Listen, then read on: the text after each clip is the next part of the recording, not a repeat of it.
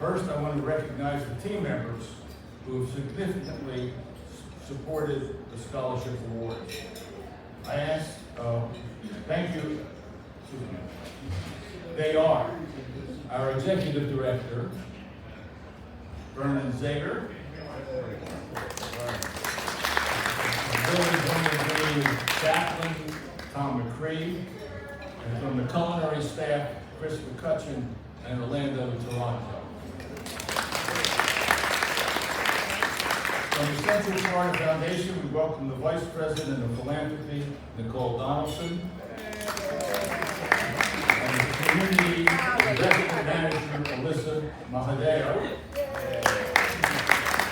And we welcome back our guest speaker tonight, Dr. Lauren Conroy, and her mother, who was at one time a team member at Village on the Green. You will hear from Lauren later in the program. Last but certainly not least is our honoree tonight, Bob Coleman, who unfortunately is ill and unable to attend this session. We hope Bob is able to watch us on Channel 3, and we're sorry that he's unable to attend. Now, Bob has asked that we not make this an emotional affair, so I'll simply ask that you look at the inside of your program to see the long list of activities and contributions he has made to Village on the Green. His nearly 20 years of service on behalf of Brede-Wilkins Scholarship Program in particular makes him a worthy recipient of this honor on this occasion. Bob's service to our community should serve as an example of dedication to his community, and it is through such efforts that Village on the Green is such a wonderful place to live. Bob, we wish you well, hope you have a speedy recovery, and will join us again for our next dinner. Let his lifetime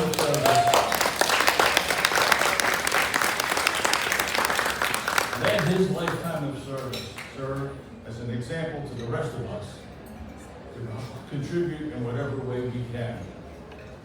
We celebrate your long period of selfless service, Bob, and just want to express our profound thanks to you. And did I mention Bob is really a good guy? Now, as the chairman of the Brede-Wilkins Scholarship Board, Basil Flom, would like to recognize a few others deserving of special recognition.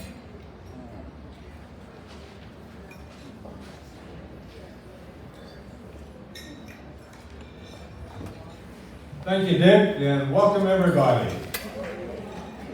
So who's eating their salad already? Our executive director. I knew it already.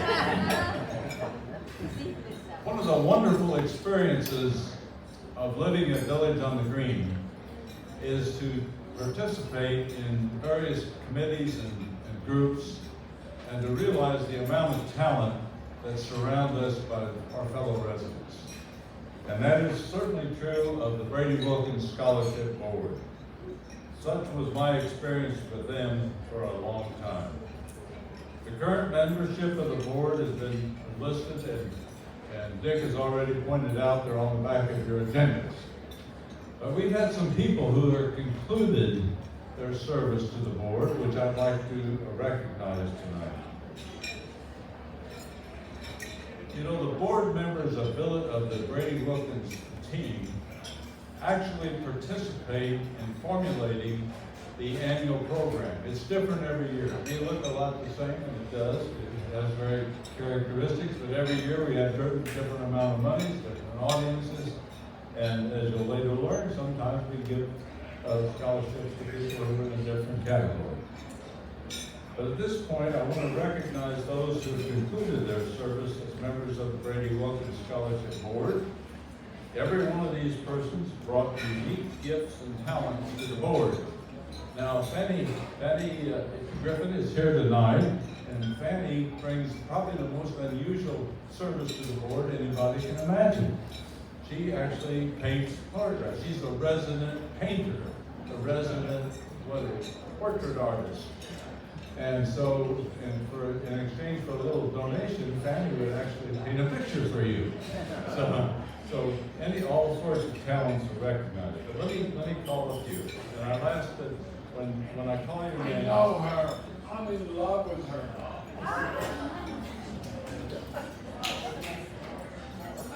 only one at a time, Gus. You gotta be quiet. So first of all, tonight, hold your applause until we introduce everybody. The top of my list is Joe Goldstein. Joe, where are you seated tonight? Stand up, because Joe brought to the board. Joe brought to the board a real intense interest in the individual servers. He interviewed all the servers. He took their photographs. He got their biographies. She really got into the servers here, and we thank you for that service, Joe. Next was Marjorie Porter. Now, I'm going to talk about somebody who can't make it tonight. Marjorie's got some issues in the family, medical issues, so she's not with us tonight. But now, Marjorie Porter was one that did an exceptional thing for me. She had a way of dealing with the finer things of communications. She gave me the heck because I was not putting envelopes and putting thank you notes in envelopes. She insisted that when I carry them around, they have a nice envelope on the outside. So things like that. So Marjorie not here, but we still thank her. Jean Walker. Jean just wheeled herself into the room. And you talk about somebody who's done some great service for Village on the Green. Jean Walker was our chair of the resident council. Some of you may not know that. She served as well for a number of years. And Jean Walker, to the scholarship board, brought a program called Friends and Family. In other words, a lot of people around here have their children that are really their primary keepers of the keys, so to speak, the checkbooks, what I'm talking about. And so Jean has always been interested in projecting to that community who really do their folks' financial things. So thank you, Jean.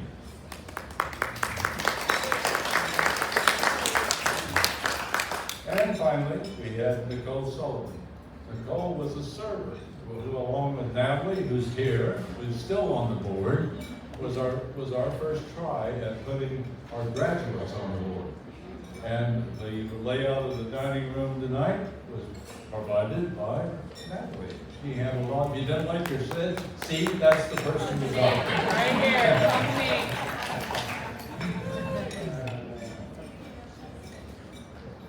Each of these people brought their unique and exceptional talents to advance the purposes of the scholarship board. And I would like to ask you to give them all a round of applause. Now, our resident photographer is going to take a picture of the ones that are here. So after I shut up, we'll take a picture of the back office so we don't have to move Jean Walker too much. Now I invite Steve Nash to the podium to talk about finances. He's our finance director on the board.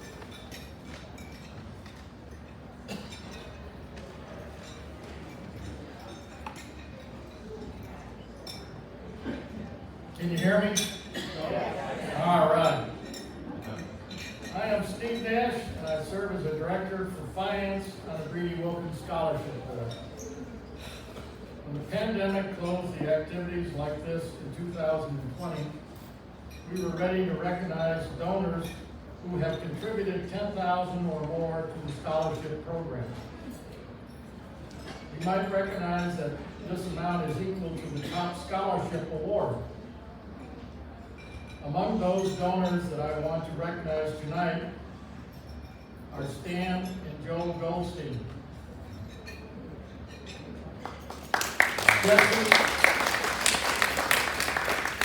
Jesse and Thelma Emerson.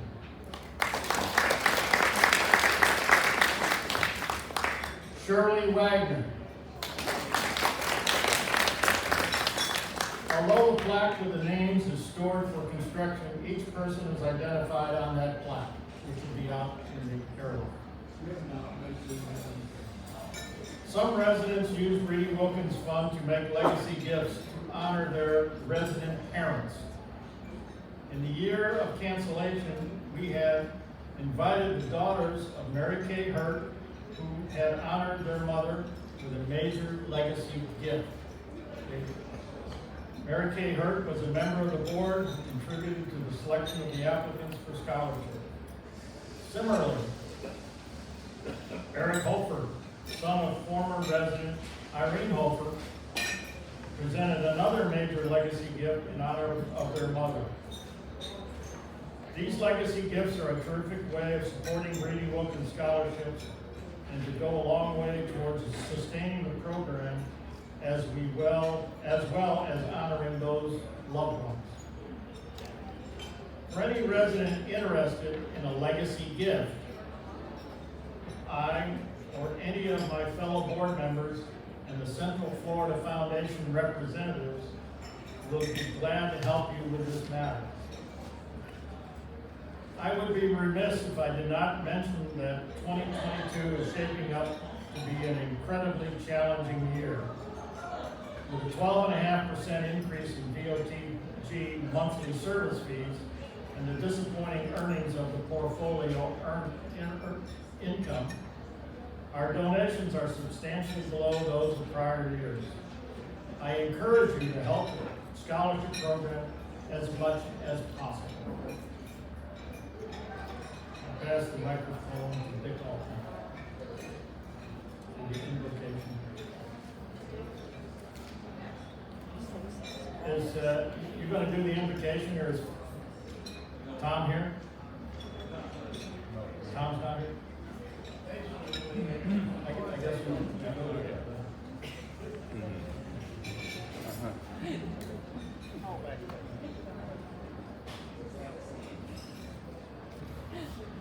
Well, let's put ourselves in the presence of a higher power, however we understand that power to be.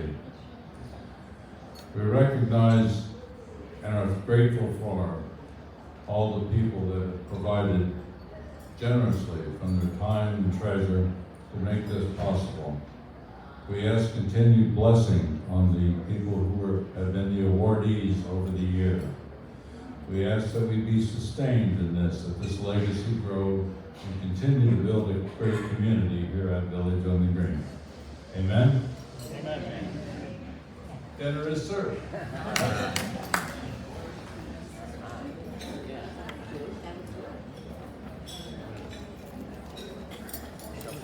But I distinctly remember when I decided to become a physician, my carpool driver was Dr. Fernandez in kindergarten. I remember he was driving us to school, and every day he would tell us some stories, usually stories from things that he had experienced, such as from work.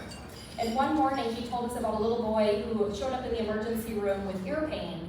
And he said that his ear was bothering him. Dr. Fernandez took a look and saw a small roach crawling around in the boy's ear. So he had the pleasure of removing the roach from the boy's ear. To most people, I realize this is a gross story to be told on your way to kindergarten by your carpool driver, but for whatever reason, that story really stuck with me, and it was in that moment that I decided that I was going to go to medical school. But my mom can attest to this, but I am a very stubborn person, so I never changed my plans. I always knew after that I was going to stick with medicine. Now, as everybody knows, medical school does require a lot of academic prowess. It takes many years. I was 29 before I had fully finished all of my training, and that was going straight through school. And I was fully committed to that. I felt that I could achieve that with no difficulty as long as I put in the work. But it also requires a lot of money to attend medical school, not only for college, but also medical school. And afterwards, when you have your student loans, you work about 80 hours a week on average, but for about minimum wage when you account for the number of hours you put in. The average medical student actually has just over $200,000 of debt by the time they graduate, but that number for many people actually goes over $300,000. I was very fortunate in that I was able to stay below that national average, but I did always worry and wonder how I was going to be able to go through all of this training in terms of worrying from a financial aspect of things. At 18, I attended the University of Notre Dame up in Indiana, and I earned my bachelor's degree in biological sciences when I was there. It was during 2 of my years at Notre Dame that I was a recipient of the Brede-Wilkins scholarship. I don't believe I actually had ever mentioned this before in any of my letters, but this scholarship was actually very perfectly timed for me and for my family, because it was right before I had started at Notre Dame that my father found out the company where he worked would be closing. My family did struggle financially, but I was able to make it through college with the help of my parents. They put through a lot of sacrifices to help me go to school, but also thanks in part to the Brede-Wilkins Scholarship Fund as well. I decided after being in Indiana and living a whole week of negative 40 degrees Fahrenheit that I was going to be moving back to Florida after that. So I did come back to Florida to attend the University of Florida for medical school. And then once I finished medical school, I stayed there to work for 3 more years, specifically training in family medicine. After that, I always knew I wanted to come back to Orlando, so I did move back here just over 3 years ago, and I took on a role as a primary care physician for one of the Advent Health clinics in Dr. Phillips. It was a brand new clinic. I don't know what they were thinking when they decided as someone fresh out of training start a clinic alone, but they did. And now it has expanded. There are 3 providers there currently, and in early 2023 they'll be extending it so that there will actually be double the number of providers there. I'm very proud to say that since we have opened that clinic, every single year it has been nationally ranked as one of the top clinics for patient satisfaction. It is people and the generosity of folks like you who allow people like me to achieve our dreams. So thank you so much for your part in helping me to achieve my dream and to make the journey a little bit easier along the way. Your generosity is greatly appreciated not only by myself and my family, but by all of the recipients of your scholarship. Thank you.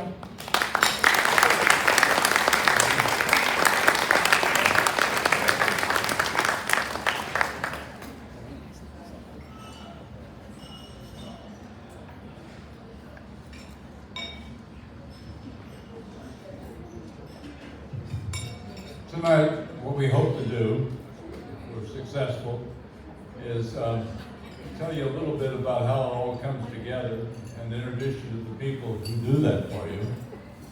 And then you see the product line. And we were very appreciative of your comments, and keep them flying. Okay? Thank you very much for your talk, and it's a pleasure to see your mom again. I did remember Carol, and it's good to see her.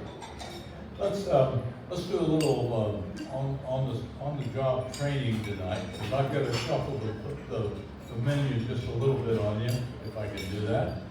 Because as you know, Mr. Coleman could not make it tonight. And we had some things planned around Mr. Coleman. And I want to know who let Vernon Zeker escape. One of the things I was shuffling was an award we were going to give him. So I've got an award for Mr. Steger, who we'll present before he gets out of town. And then Ann and I, we're going to present something to Mr. Coleman.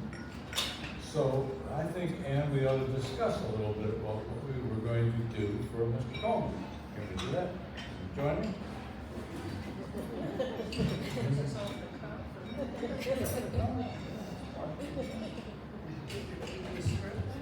No. We don't need a script. You've seen all the things that Mr. Coleman did. He's a very humble person. He doesn't like a lot of lavish tones. So we had to even coordinate what we put in the agenda about him. Because he doesn't like to overspeak with a bunch of adjectives and adverbs that make him uncomfortable. But Bob Coleman, to me, is a real hero. And the reason that we brought this out tonight, and I was hopeful he'd be here to receive it, was that we've had in the history of Brede-Wilkins some real superheroes. And the first one I know about was a lady I never met, and that's Marilyn Reed, for whom this award is named. Marilyn Reed was here and died at a fairly early age, but she really kind of rescued Brede-Wilkins when it was in need of some careful, tender, loving care, if I can put it like that. And she was very good here for a long time. and the history depicts what she could do. And so we named this award after her 14 years, in 2014. 2014, we named the award, and we brought a number of people who had served, residents who had picked up from the family after brother and sister act of Brede-Wilkins that departed the scene and brought this thing into existence. We honored her with the name of the award. But nobody knows Marilyn Reed anymore, but we know Bob Coleman. And Bob Coleman is the same kind of person that delivers that sort of thing. He's a hero to me. He's the guy that hired me, put me on the board, and I've enjoyed it for now almost over 13 years, I guess. And so the time is wonderful. So Ann and I collaborated, and we came up, and tonight we're going to make Mr. Coleman an emeritus member. We've never done this before, right? He was already a Maryland Reed. He was part of that original cadre, so we couldn't do much more with him. So we are tonight making our first emeritus award. He's the first one we've named like that, because what do you do when he's already got it? He's got all the awards of valor. You put an oak leaf cluster on it. Think of this as an oak leaf cluster. Some of you will know what I'm talking about. So, would you get a picture of this? Anne holding this? That would be wonderful. Will that work, Carol?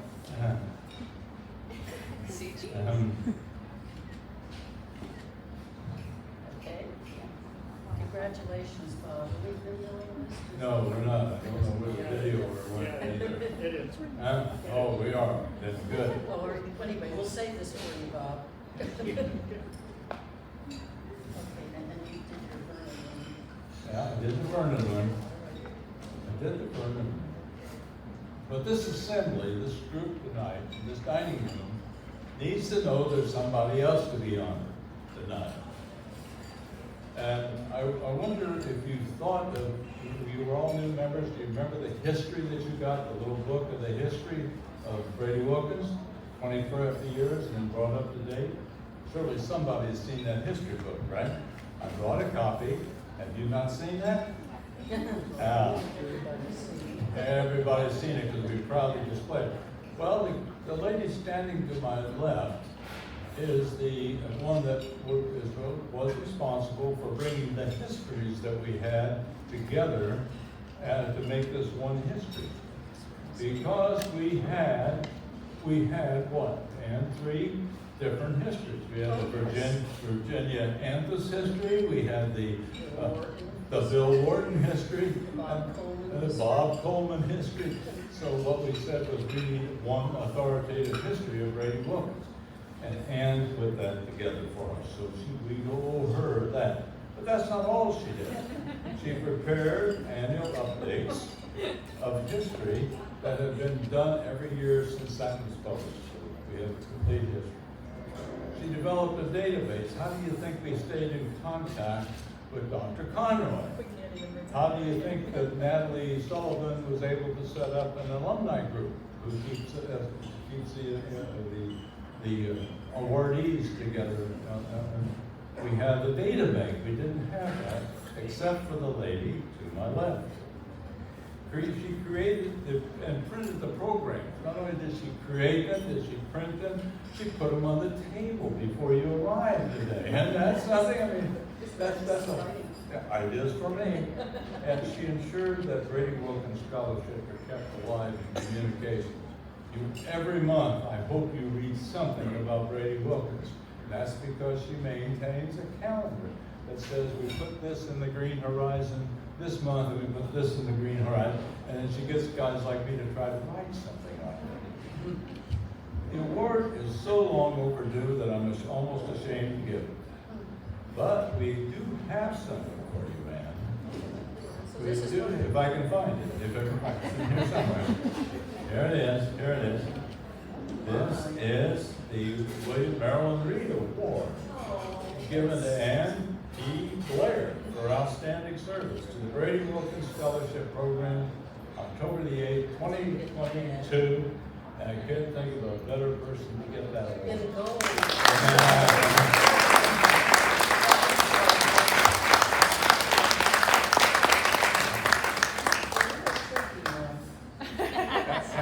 surprised her today. It's a humbling experience, let me tell you. Go ahead. Thank you. No, it really truly is.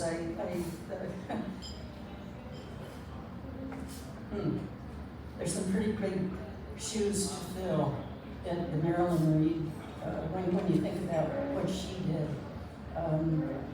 Because she really handheld the scholarship program. She wrote letters to every single awardee in school. She corresponded with them. It's because of her that I have these huge binders full of letters that the awardees have written back to us. You don't want to throw stuff like that away.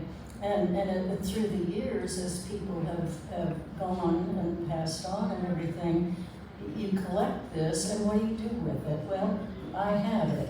I don't know what I'm going to do with it, but I keep trying to do something with it. And with Natalie's help, we keep reaching out to people. I just think it makes a difference. And thank you. I mean, I really, truly thank you for the Marilyn Reed Award. It's very, very long.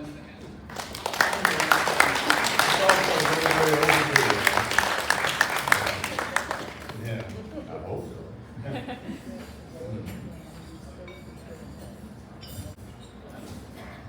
Village on the Green community has been transformed materially in the last 2 years. You heard this, I'm not going to repeat it, but I think that those of us that think about the financial structure of this place realize that the new health center has really changed the dynamics of what we have here. We called ourselves a continuing care retirement community for years, but we never were a full service, which can take people through all the phases of care, from independent living, assisted living, memory care, and skilled nursing. So we've become quite a different place. However, Brede-Wilkins Scholarship has remained. The value proposition for the scholarship program has remained. First, it's a tremendous marketing tool. Most people don't realize just how much this program reaches into the families of the community that surrounds us. It is something that does impact them. I can tell you anecdote after anecdote about people.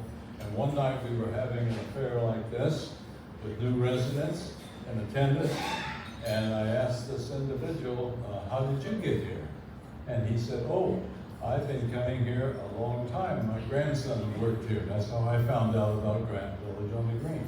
And so you begin to realize that the projection of this community is a bunch of caring people it benefits all of us.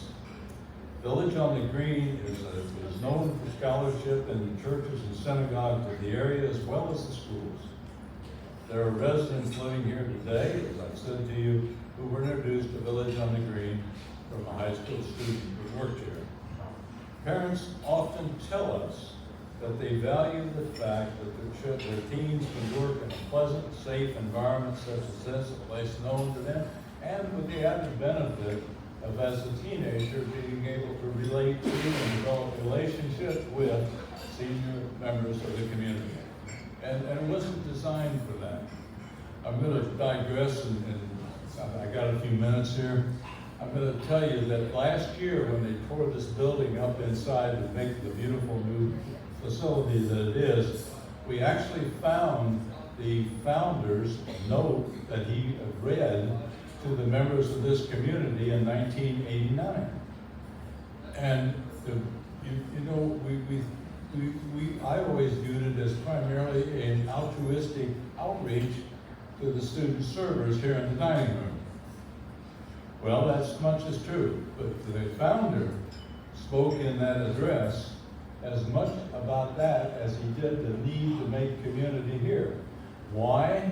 Because the community here had just had a lawsuit with the management of the place, and they lost the lawsuit, so you know what that means. They paid the fees, and they lost what they were after. And it was a real source of irritation. And for him, this scholarship fund, this scholarship activity that unites the people of the community to do something for somebody else was a way in which to overcome some of that bitterness and angst that was going on. So I never knew that, and I've been involved in this for years, but it was just within the last year we discovered that. So all I'm saying is that while this scholarship fund does a lot of good for people like Dr. Conroy, and we're glad for that, it also does a lot of good for us. It makes our community known as a good place and full of people with an interest beyond the gates of this community. It also gives us an opportunity to do something good that's unifying. And God, if there's anything we need, it's unity today, right? Anybody doesn't think we need more unity. But his purpose, and this was Brede-Wilkins in his talk, his purpose was to try to bring unity and a sense of community here at Village on the Green. So it's a legend here. And the reason we do this tonight is to say thank you, the people who have helped us put this together for tonight, but also the legacy that reaches back. And sometimes it's hard to believe that from a pretty humble beginning, the scholarships here have totaled almost $4 million. I think it's 3.8 or 3.9, something like that. And that the amount of donations are almost exactly the same. Now, of course, there are portfolios that help us offset the cost, and that's the reason that can be true. But there's very few organizations like that where you can say, there were $3.6 million in donations over the years, and there were $3.6 million in scholarships over the years. But that's the way it's worked out. So I'm going to just tuck it in tight tonight. I don't want to keep you long, but I think this scholarship fund has served this community very, very well. And it is a legacy to be preserved. But there's a lot of new people in the room tonight, and part of the reason I'm carrying on so much at the end of the evening is that I want to encourage you to be part of that. On the back of your programs, you turn it over and look at the back side. You see that as space for you? Some people wonder, how do you get on the Brede-Wilkins board? How does that happen? Well, it happens because somebody has an interest in it and talks to one of the board members, and we find a place. Now, it may take a while, depends on what your capabilities are, but it also is the way in which we build something here that makes us, I think, feel good about ourselves. It's a tough year. We know what the financial situation is, but it's still, we need that community. I want to say, before we quit tonight, I want to thank the culinary staff here. Tom, come out and take a bow. Come out and take a bow. And just pass that on to all the other guys in the back, will you, in the service for the evening. We hope that you've experienced the scholarship board of the event we like to think is a family reunion. We really like to think this is a chance for us to get together and have a little beverage or an environment before the meal, have a meal together, and then go home feeling good about ourselves.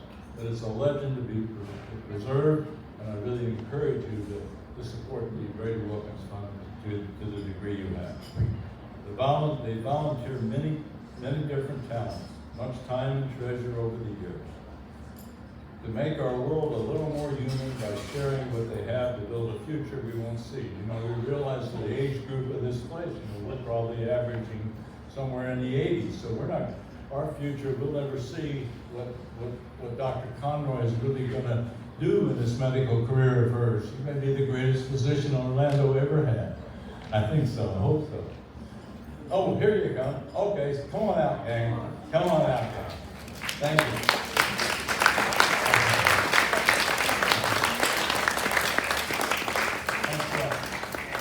Yeah. Okay, thanks, bro. They wanted their tip. Okay. I also want to thank Carol, our photographer, and I guess Isabella is not with us, but she's got us being recorded there, hopefully. And she says she'll edit that to take out all the miscues that we got in this. But tonight I close by praying that residents continue to support scholarships to help servers achieve educational goals and to become a part of what I like to call the crown jewel of the village on the green. Like the sign says, it takes a village on the green. Good night, God bless.